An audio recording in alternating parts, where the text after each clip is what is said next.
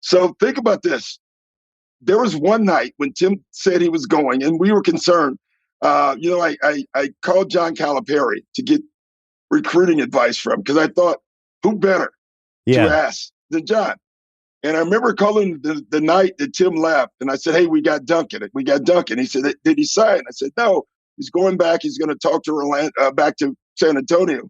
And he said, "Well, you just lost him because you don't let the guy off campus, Doc. You can't let him off campus." But anyway, so there was a night that me and John Gabriel and the ownership was sitting around. We had Tim Duncan, we thought, Tracy McGrady, Grant Hill, and Eddie Jones. And people forget at that time, Eddie Jones was probably in that same category as everybody, or thought to be. But we could only take two. Yeah. We could not create enough money for three.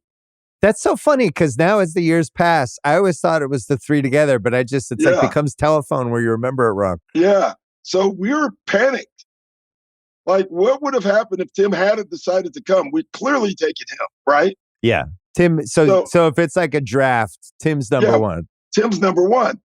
But who's number two? Grant Hill or Tracy McGrady? But you had Grant. You knew Grant was hurt at that point, right? But you hopefully going to be 100%. Yeah, we did know he was hurt. We actually, he was injured, but we thought it was just a small injury and he'd be fine. Okay. But Tracy hadn't really, I think he had not even made an all-star team yet. He looked like he was going to be, he was that third year in Toronto. It looked like he was going to be like better Pippen, like scoring Pippen, basically. Yeah. And so it was amazing. We were sitting around and like Gabe was saying, listen, I got to figure out a way to try to get enough money for three. I don't know how we're going to do that. You remember we made like 47 trades during the season just to get to two. So it would have been one interesting moment if that had happened, but it didn't. So it's actually a really underrated what if, especially for the 21st century, just because we lose 4 San Antonio titles.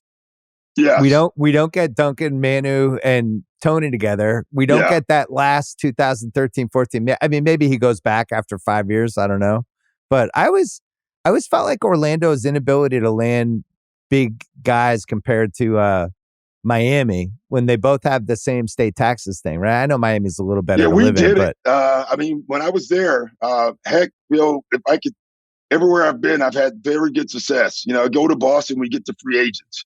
I got them, and we changed the Clipper whole thing with getting free agents. So we did it. I got fined doing the Grant Hill game. I think I got fined, or the team got fined $100,000 because when we were playing Detroit, every time Grant Hill ran by our bench, I would stand up and say, 80 degrees, no state taxes. And I just kept yelling it, 80 degrees, no state taxes, the entire game.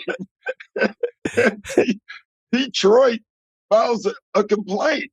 And David Stern calls me and said, Doc, is it true that you were yelling 80 degrees and no state taxes? And I kept saying, it's 80 degrees and no state taxes. David, what do you want me to say? Right. I didn't lie. And the team got fined $100,000 for that. Oh my God. Was that the maddest he ever got at you, or was there another time? He just, David, he swore all the time. I was going to say, did he swear at you? Oh God. He called me MF and he said, cut the shit, basically. And so I had to cut it out.